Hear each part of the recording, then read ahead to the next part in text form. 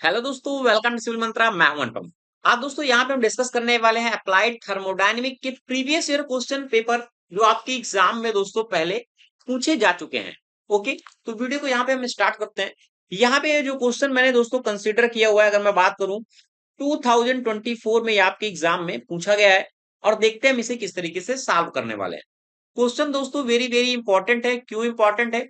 क्योंकि अगर पीछे के और पीछे भी आप ईयर के क्वेश्चन पेपर देखेंगे तो ऐसे ही क्वेश्चन का सेम फॉर्मूला दोस्तों क्रिएट किया गया है। यानी अगर आप क्वेश्चन को सॉल्व करते हैं तो इस तरीके से क्वेश्चन आपके एग्जाम में आता है तो आप इजिली सॉल्व कर पाएंगे। तो बात करते हैं, क्या कह रहा है कि स्टीम टरबाइन प्लांट है हमारा, ऑपरेट जो हमारे रैंकाइन साइकिल पे वर्क करता है, जिसका जो इंटरिंग टरबाइन एट प्रेशर है यानी जो P1 है वह कितना है, 40 बार है, ये है। और जो उसका टेम्परेचर है T1 कितना है, 350 डिग्री सेल्सियस है। एंड कह रहा है कि लिविंग एट 0.05 बार। यहाँ पे जो 0.05 बार है ये कह रहा है कि P2 की बात कर रहा है और जो P2 है वो P3 के बराबर है, तो 0.05 बार होगा। ओके, वीडियो को स्टार्ट करने से पहले एक थोड़ा सा आप सुन लो। आपने अगर रैंकाइन साइकिल नहीं पढ़ा है तो ये दोस्तों क्वेश्चन आपको समझ में आने वाला नहीं है। तो पहले आप पढ़ें रैंकाइन साइकिल क्या होता है डिटेल से, तब इस क्वेश्चन को सॉल्व करें। कह रहा है कि steam leaving turbine condense to saturated liquid inside the condenser. Next कह रहा है कि feed pump pump saturated in liquid into the boiler. Feed pump की कंडीशन कह रहा है कि सैचुरेटेड लिक्विड है इनटू द बॉयलर में। तो कह रहा है कि determine the net work per kg क्या होगा, नेटवर्क सॉरी यहाँ पे है ये जो है, ये है डिटरमाइन द नेटवर्क है। Okay, network per KG of steam कितना होगा, साइक्लिक एफिशिएंसी कितनी होगी। अगर हमारा साइक्लिक कैसा है, साइकिल है वो आइडियल कंडीशन पे है, तो टीएस डायग्राम की हेल्प से आपको बताना है कि डिटरमाइन पंप वर्क डन क्या होगा। ये आपके टर्म क्या है, एग्जाम पे पूछ रहा है। तो बात करते हैं हम ये किस तरीके से सॉल्व करने वाले हैं। पहला कॉन्सेप्ट यहाँ पे गिवन नहीं है हमारा, साइक्लिक कैसा है, सैचुरेटेड है या सुपर हीटेड है। ठीक है, तो अगर 40 डिग्री सेल्सियस पे हम देखते हैं ना, जो टी सैचुरेशन का वैल्यू होता है वो कितना होता है, 250 डिग्री सेल्सियस होता है। कितना होता है, 250 डिग्री सेल्सियस होता है। यानी कहने का मतलब हम कह सकते हैं जो T1 है वह टी सैचुरेशन से ज्यादा है। जब ये कंडीशन होगी तो हमारा साइकिल कैसा होगा, सुपर हीटेड होगा। पहला कॉन्सेप्ट आपको यहां समझ में आ गया होगा। जब सुपर हीटेड की बात कर रहा है तो हम कौन सा डायग्राम फॉलो करेंगे, यानी चार्ट पीवी जो हमारा डायग्राम होगा, टीएस डायग्राम जो हम देखेंगे, चार्ट देखेंगे, वो कैसा देखेंगे, सुपर हीटेड का देखेंगे। तो बात करते हैं सुपर हीटेड के लिए फॉलो करेंगे जब T1 हमारा कितना है, 350 है, कि H1 की वैल्यू कितनी होती है, 3093.5 केजी पर किलो जूल पर केजी। अब देखो इसकी वैल्यू मैं आपको दिखा देता हूं, जैसा कि आप यहाँ पे देख पा रहे होंगे, ये हमारा स्टीम टेबल है। अगर आपको स्टीम टेबल नहीं आता है पढ़ना तो आप क्वेश्चन नहीं कर पाएंगे, तो पहले ये कॉन्सेप्ट सीखें। तो देखो यहाँ पे क्या है, ये सेचुरेटेड का है, सुपर हीटेड के लिए, सॉरी ये सुपर हीटेड का टेबल है। किसका है, सुपर हीटेड के लिए। यहाँ पे आप जैसा कि आप देख सकते हैं, यहाँ पे जो टेम्परेचर है वह कितना है, 350 है। अब 350 पे H1 का वैल्यू कितना है, देखो यहाँ पे H1 का वैल्यू गिवन है। और अगर हम इंट्रोपी की बात करते हैं, दिस इज द इंट्रोपी, यहाँ पे आप देख सकते हैं ये इंट्रोपी है, ये हमारा क्या है, H है। तो ये वैल्यू वैल्यू हमने कहां से ले लिया, टेबल से ले लिया। तो H1 हो गया, और H1 के साथ अगर मैं बात कर रहा हूं यहाँ पे S1 इंट्रोपी, वह कितना हो गया, 6.5843 किलो जूल पर केजी एंड केल्विन। इतना बात आपको समझ में आ गया होगा। ओके, बात कर रहे हैं हम प्रोसेस 1 से 2 के लिए। जो 1 से 2 हमारा प्रोसेस कैसा है, स्टीम यहाँ पे कैसी हो रही है, एक्सपेंड हो रही है। और हमारा साइकिल कैसा है, 1 से 2 के लिए आइसेंट्रोपिक है। कैसा है, आइसेंट्रोपिक है। तो आगे इसे हम करते हैं सॉल्व। वीडियो को आगे बढ़ाने से पहले एक इंपॉर्टेंट इन्फॉर्मेशन है, अगर आप चैनल पे नए हैं तो चैनल को सब्सक्राइब कर लें। इसके अलावा दोस्तों अगर आपको कंप्लीट प्लेलिस्ट चाहिए अप्लाइड थर्मोडायनेमिक की या इंजीनियरिंग मैकेनिक्स की, जो भी हमारे सब्जेक्ट हैं, तो आप ऐप डाउनलोड कर सकते हैं यूनिक सीरीज का। वहां से आपको ऐसे ही वीडियो सब दोस्तों, न्यूमेरिकल, थ्योरी, पीडीएफ सब कुछ मिल जाएगा। लिंक आपको दोस्तों डिस्क्रिप्शन बॉक्स में मिल जाएगी सारी चीजें। अब बात करते हैं आगे। तो पहले हम यहाँ पे प्रोसेस फॉलो करने वाले हैं। जो हमारा प्रोसेस है कैसा, आइसेंट्रोपिकली, यहाँ पे हमारा प्रोसेस कैसा है, आइसेंट्रोपिक है। यहाँ 1 से 2 के लिए जो हमारी एक स्टीम है वो क्या हो रही है, एक्सपेंड हो रही है इस टरबाइन में। यहाँ पे किस में एक्सपेंड हो रही है, इस टरबाइन में। तो अगर हम यहाँ पे देखते हैं, वैल्यू को फाइंड करते हैं, तो यहाँ पे हम देख रहे हैं, अगर हेल्प से देखें तो हमारा जो एंट्रोपी है वो S1 हमारा क्या है, S2 के बराबर है। तो हमने अभी S1 को फाइंड किया था, तो S2 अगर बराबर होगा तो ये कितना हो जाएगा, 6.5843 यूनिट क्या है, किलो जूल पर केजी। तो एंट्रोपी हमें क्लियर हो गई। अब यहाँ पे जो प्रेशर गिवन था वह प्रेशर कैसा था, एट P2, P2 कितना था हमारा, 0.05 बार। ये हमारा क्वेश्चन में गिवन है। अब ये अगर हम यहाँ पे कंडीशन देख रहे हैं 2 से 3 के बीच में, कैसी कंडीशन है, स्टीम हमारी क्या है, वेट है। स्टीम कैसी हमारी, वेट है। ठीक है, तो अगर हम प्रेशर 0.05 बार पे देख रहे हैं, तो यहाँ पे हमें क्या चाहिए कि एंट्रोपी सैचुरेटेड लिक्विड कितना होगा। तो बात करते हैं फिर से अपने स्टीम टेबल पे। अब आपको ये स्टीम टेबल दिख रहा होगा, यहाँ पे स्टीम टेबल से आप थोड़ा समझे पहले। ये आपको स्टीम टेबल दिख रही होगी, property of saturated water and steam. ठीक है, तो यहाँ पे देखो ये हमारा दिख रहा है 0.05 बार, ये क्लियर आपको दिख रहा होगा। ठीक है, अब यहाँ पे अगर हम फाइंड करें कि एंट्रोपी सैचुरेटेड लिक्विड के लिए क्या होगी, तो देखो यहाँ पे क्या स्पेसिफिक वॉल्यूम है, ये इंथैल्पी है, और ये हमारी क्या है, एंट्रोपी है। ठीक है, तो यहाँ पे देखोगे तो जब एंट्रोपी है, अगर वाटर के केस के लिए है तो कितना है, 0.45076 है। तो ये वाली वैल्यू हमारी हो जाएगी, ये हमें मिल गई, क्या मिल गया, एस एफ मिल गया। ठीक है, एंट्रोपी ऑफ सैचुरेटेड लिक्विड की कंडीशन के लिए हमें यहाँ पे मिल गया। तो ये वाली वैल्यू आपको समझ में आ गई होगी। अगर हम बात करते हैं एस एफ जी के लिए, तो आपको देखो ये वाली वैल्यू इवेपोरेशन के केस में 7.9 है, तो 7.98 ये हमें यहाँ से टेबल से मिल गया, जिसको हम एस एफ जी 2 से डिनोट करते हैं। तो आपको टेबल देखना आ गया होगा। ठीक है, अब टेबल जब देखना आ गया तो हम यहाँ लिख सकते हैं P2 हमारा सेम है।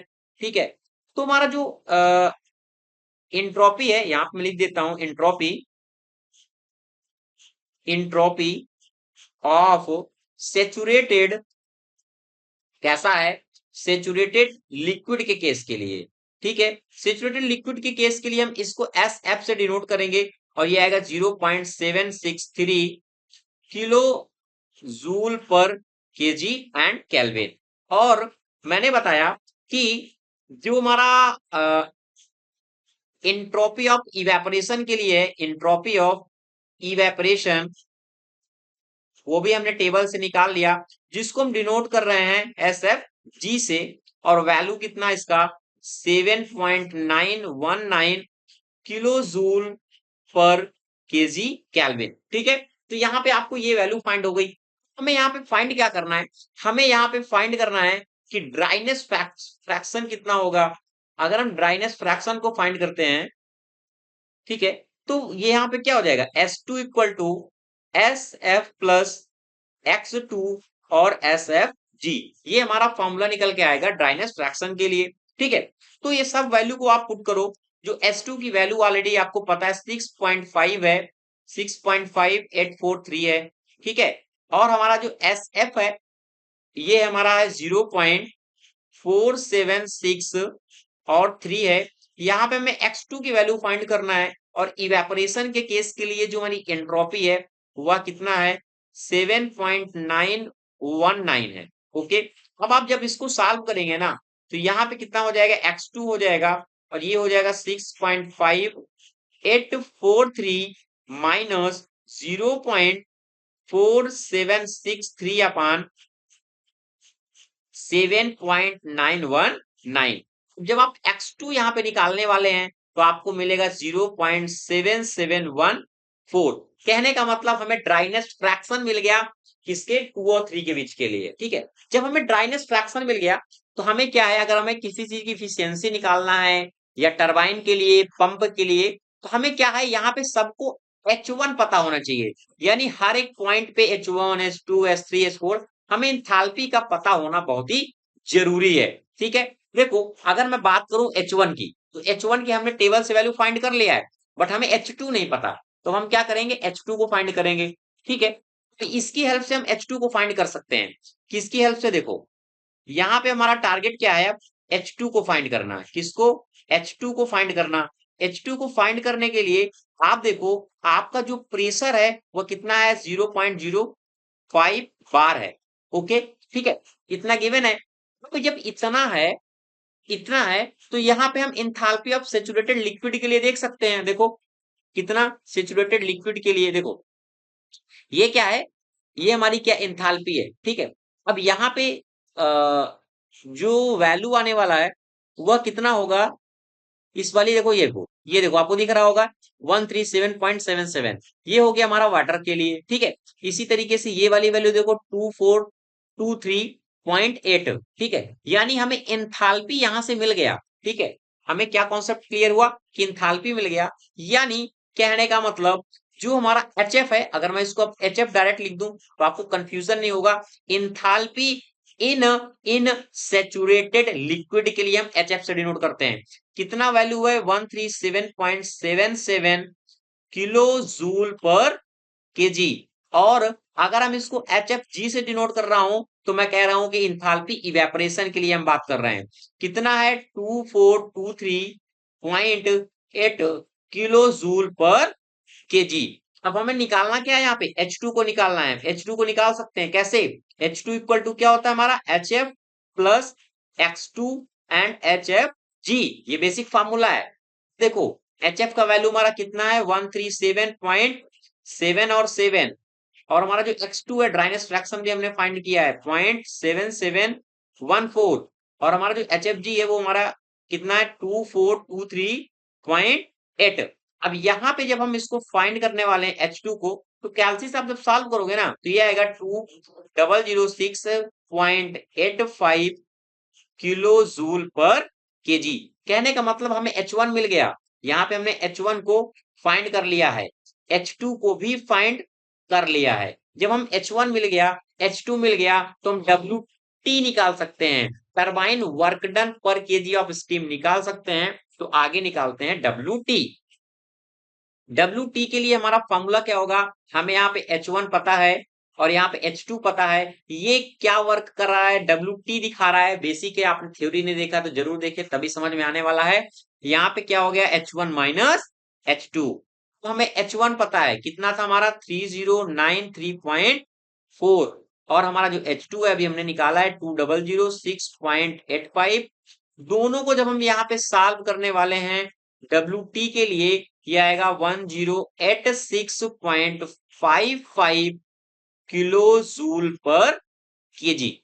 समझ में आया, यानी कहने का मतलब ये हमें एक आंसर यहाँ पे मिल गया है।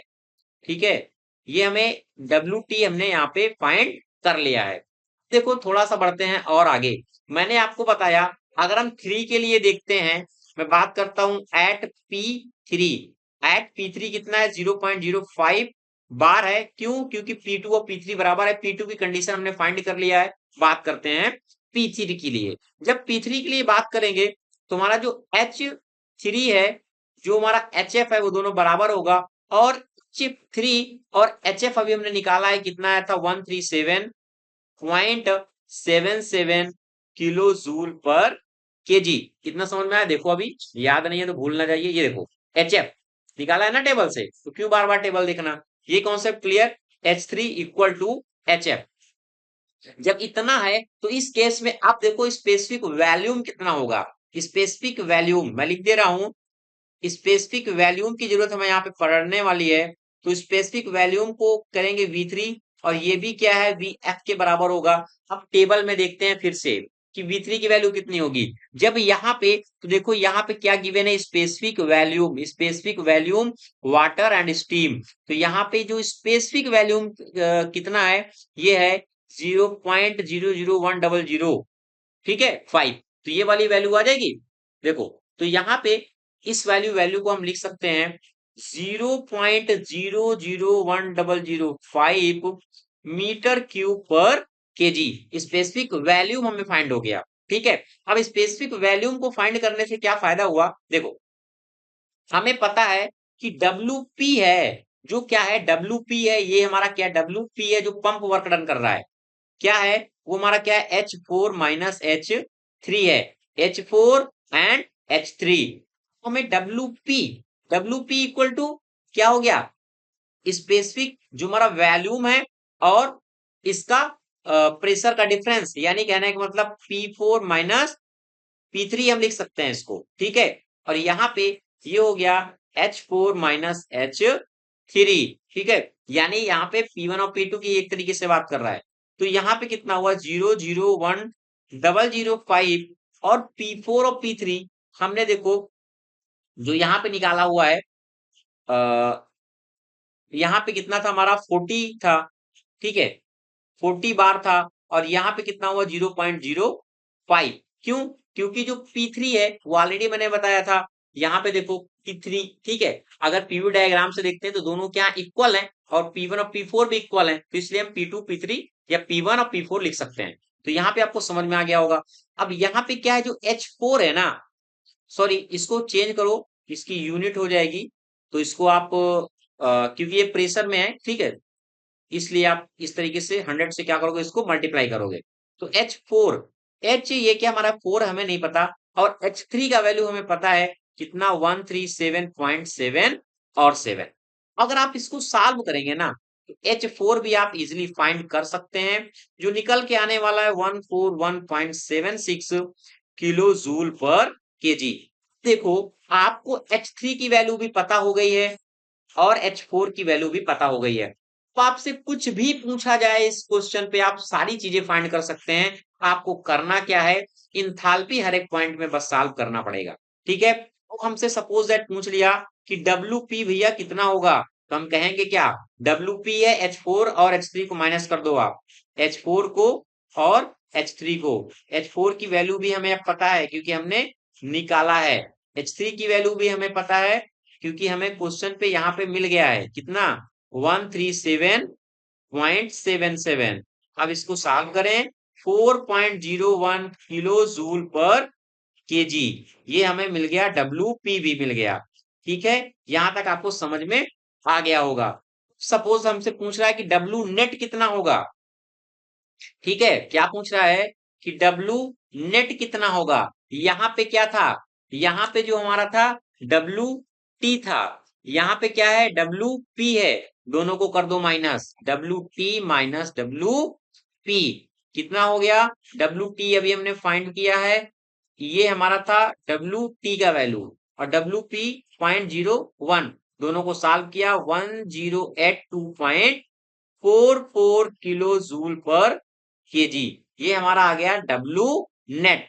क्लियर दोस्तों, कॉन्सेप्ट क्लियर। अब पूछ रहा है क्यू इन, यहाँ पे क्यू इन हो रहा है, यहाँ पे क्या हो रहा है क्यू इन हो रहा है, और यहाँ पे क्या हो रहा है क्यू आउट हो रहा है। इसीलिए कह रहा हूं आप दोस्तों पहले ऐप में जाके कॉन्सेप्ट क्लियर करें रैंकाइन साइकिल का। अब क्या कह रहा है क्यू इन कितना होगा, क्यू इन के लिए हमें सब कुछ पता है भाई, हम सारी इंथैल्पी निकाल चुके हैं, हम सब कुछ फाइंड कर सकते हैं। H1 माइनस H4, H1 कितना है 3093.4 पहले निकाला है, H4 कितना है 141.76, सॉल्व किया 2951.64 आ गया किलो जूल पर केजी। हमसे क्या कह रहा है कि भैया नेट भी फाइंड करना है, इफिशियंसी कितनी होगी, इफिशियंसी हमारी क्या होती है W नेट किसी चीज की, और हमने कितना इनपुट दिया, W नेट तो ऑलरेडी हमने फाइंड किया है कितना 1082.4 एंड 4। क्यू इन कितना कर रहे हैं, ये क्यू इन की वैल्यू भी निकाला है 2951.64। अब आप इसको सॉल्व करोगे निकल के आने वाला है 0.3367। हमें चाहिए इफिशियंसी, तो हम परसेंटेज में इफिशियंसी को रखते हैं, तो हम लिख सकते हैं 36.67%। और ये हमारा हो गया लास्ट आंसर। ये था दोस्तों पूरा कंप्लीट वीडियो। वीडियो दोस्तों बिल्कुल इजी है, बस आपको टेबल देखना आना चाहिए और एक सीरीज फॉलो करना है, वो आपको आना चाहिए। ऐसे ही वीडियो देखने के लिए दोस्तों आप मेरे साथ मेरे चैनल यूनिक सीरीज में जुड़ सकते हैं, जहां आपको सारे कंप्लीट सॉल्यूशन आपको मिलने वाले हैं। Thank you.